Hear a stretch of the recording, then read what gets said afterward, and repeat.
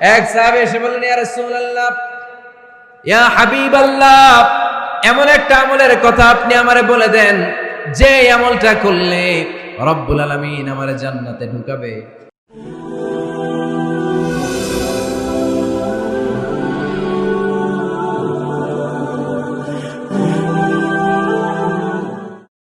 বিশ্বনবী বললেন, আলাইকা বিকাসরাতি সুজুদ, তোমার উচিত বেশি বেশি লম্বা সেজদায় পড়ে থাকা। লম্বা সেজদায় যারা পড়ে থাকে তাদেরকে জান্নাতে ঢুকানোর গ্যারান্টি দিয়েছে কে? চিল্লায় বলতে হবে কে? সেজদাকে আল্লাহ তাআলা এত পছন্দ করেন। আলোচনা শেষ করে দেই তাহলে, না? হ্যাঁ, হাত তোলেন, হাত তোলেন, মুনাজাত করে দেই। আল্লাহুম্মা আমিন। হাত তোলেন, হাত তোলেন। তাহলে আওয়াজ করেন কেন? আওয়াজ কেন? না, বসতে পারবে না, ওরা পড়বে না। বসে যাও, বসে যাও। কেউ বসবে, কেউ উঠবে, এগুলো করা যাবে না। যে যেরকম আছে এরকম বসে, বসে। আওয়াজ শুনতে চাই না, আওয়াজ শুনতে চাই না। বিশৃঙ্খলা খুব অপছন্দ করি, আওয়াজ হবে না। সেজদাকে আল্লাহ তাআলা এত পছন্দ করেন, কিয়ামতের দিন আল্লাহ আমাদেরকে আদেশ করবেন, আমাকে একটা সেজদা দিয়ে দেখাও। সেদিন দেখাইতে পারবেন তো আল্লাহরে? হ্যাঁ, পারবেন, পারবেন। يوم يكشف عن ساق ويدعون إلى السجود فلا يستطيعون। কিয়ামতের ময়দানে আল্লাহ আমাদেরকে ডেকে বলবেন, আমি আল্লাহর সামনে তোমরা সবাই আমাকে সেজদা দিয়ে দেখাও।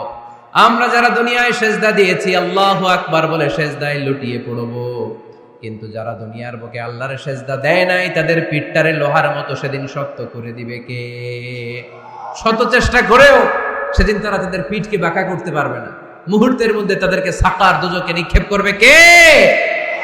এজন্য সেজদা দিলেই লাভ, সেজদা দিলেই বরকত, সেজদা দিলেই সমস্যার সমাধান। জীবনে যত সমস্যায় আপনি পড়বেন সেজদায় লুটিয়ে পড়েন, কারণ আল্লাহর কাছে যদি আমরা যেতে চাই সেজদার কোনো বিকল্প নাই। ঠিক কিনা?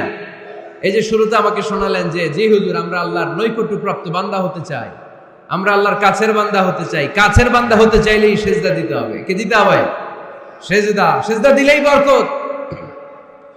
মুসা আলাইহিস সালাম আর ফেরাউন একসাথে দাঁড়ালো। ফেরাউনের জাদুকররা বিশাল বড় বড় সাপ, বড় বড় অজগর, বড় বড় বাঘ আর ভাল্লুক। জাদুকররা বড় বড় জাদু দিয়ে বাঘ আর ভাল্লুক বানালো। এগুলো দেখে মুসা আলাইহিস সালাম ভড়কে গেলেন, ভয় পেয়ে গেলেন। আল্লাহ বলেন, মুসা ভয় পেও না, তোমার লাঠি রাখো। মুসা আলাইহিস সালামকে একটা লাঠি দিয়েছিল কে? এই লাঠি সাগরে রেখে দিলে রাস্তা হয়ে যায়, জমিনে গেড়ে দিলে গাছ হয়ে যায়, ফেরাউনের সামনে রেখে দিলে বড় অজগর সাপ হয়ে যায়। সুবহানাল্লাহ পড়তে পারলেন না? মুসা আলাইহিস সালাম রেখে দিলেন বিশাল বড় অজগর সাপ হয়ে ফেরাউনের জাদুকরদের বাঘ, ভাল্লুক, সাপ আর অজগর সবগুলোকে খেয়ে বিশাল বড় ফানা ধরে আছে। আর বলতে শুরু করেছে, আর কি আছে সামনে নিয়ে। এই কপালটা জমিনের মধ্যে লাগিয়ে বল। এক সাহাবী এসে বললেন, ইয়া রাসূলুল্লাহ, ইয়া হাবিবাল্লাহ, এমন একটা আমলের কথা আপনি আমারে বলে দেন যে আমলটা করলে রব্বুল আলামিন আমারে জান্নাতে ঢুকাবে।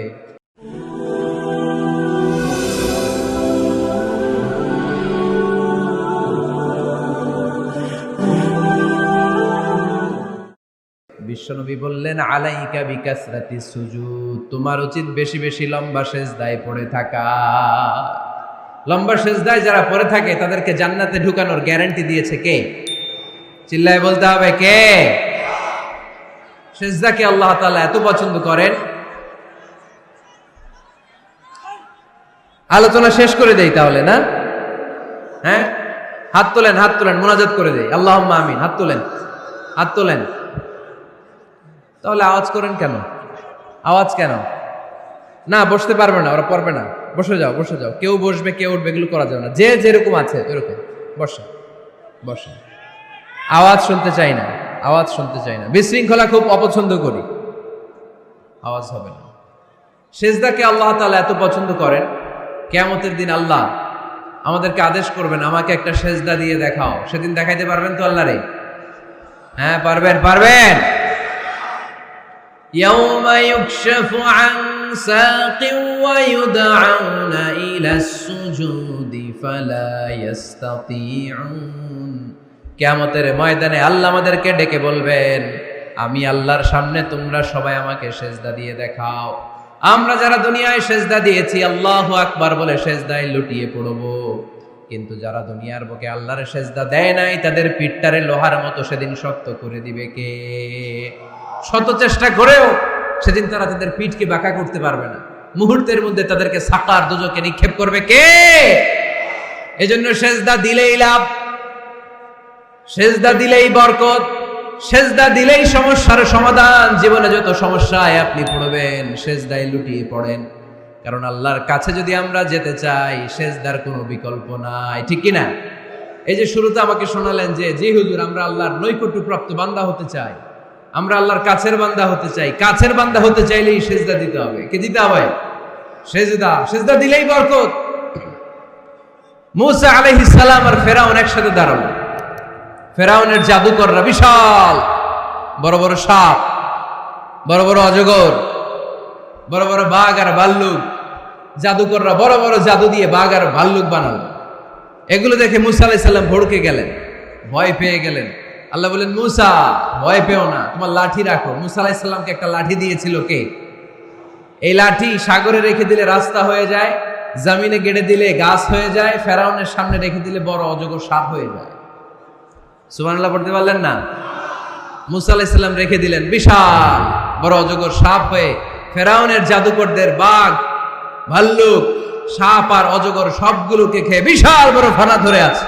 আর বলতে শুরু করেছে, আর কি আছে সামনে নিয়ে। এই কপালটা জমিনের মধ্যে লাগিয়ে বলল, আমরা ফেরাউনের কথা আর মানি না। মুসার রব, হারুনের রব, বনি ইসরাইলের রব, ওই আল্লাহর জন্য আমরা সবাই সেজদায় পড়ে গেলাম। ফাউলকিয়াস সাহারাতু সাজিদিন।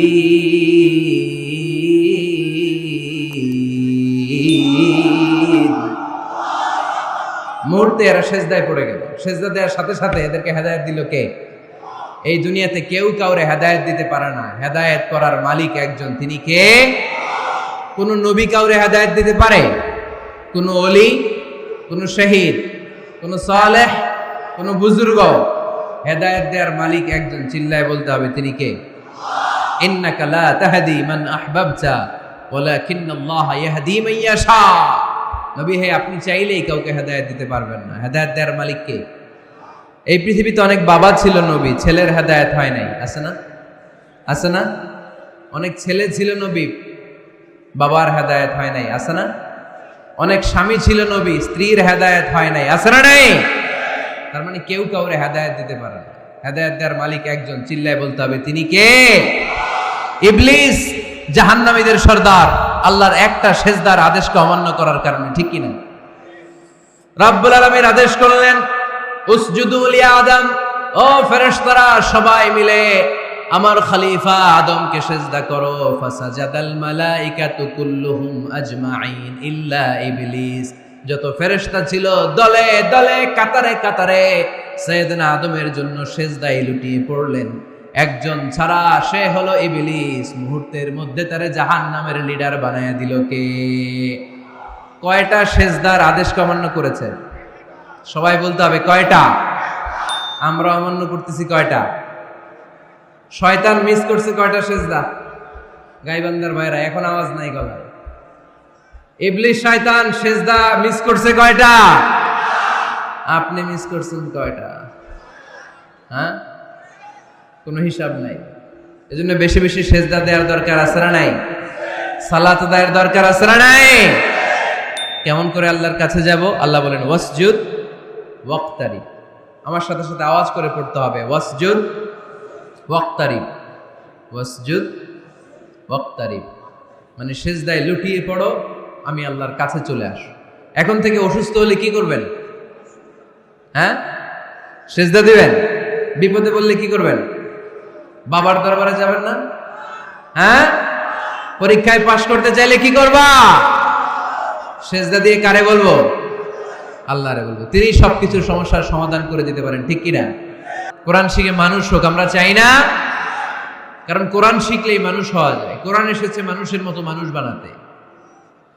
গরুর পেট থেকে বেরোলে এটা গরু, ছাগলের পেট থেকে বেরোলেই ওটা ছাগল হয়ে যায়, কিন্তু মানুষের পেট থেকে বেরোলেই ওটা মানুষ হয় না, ওটার মানুষ বানাইতে হয়। আর মানুষ বানাইতে হইলে যে কিতাবটা লাগে ওই কিতাবটার নাম কোরআন। পড়তে জানেন তো সবাই? রিডিং দেখে পড়তে জানেন? একটা অক্ষর পড়লে 10টা নেকি দেয় কে? এক আয়াত পড়লে জান্নাতে আপনার ফ্ল্যাট এক এক তলা লম্বা করে দেয় কে? পৃথিবীর আর কোন কিতাবের ব্যাপারে এই ঘোষণা আছে? রবীন্দ্রসঙ্গীত তেলাওয়াত করলে এক অক্ষরে কত সওয়াব? সওয়াব নাকি মাইর? নজরুল সঙ্গীত তেলাওয়াত করলে এক শব্দে কত সওয়াব? বাইবেল পড়লে, গীতা পাঠ করলে, রামায়ণ, শ্রীমদ ভাগবত গীতা, কোন সওয়াব আছে? কিন্তু কোরআনের একটা অক্ষর পড়লে আমল নামায় 10 নেকি দিবে কে? যারা কোরআন পড়তে জানি না, কোরআন যেন শিখে নেই। এইখানে মাদ্রাসা আছে, এক ভাই সিনেমা কিনে, সিনেমা হল কিনে এটার মাদ্রাসা বানায় ফেলছে। চমৎকার না আইডিয়াটা? পৃথিবীতে আইডিয়ার বড় দাম। Just try to generate new ideas, you will win the world. গোটা বিশ্ব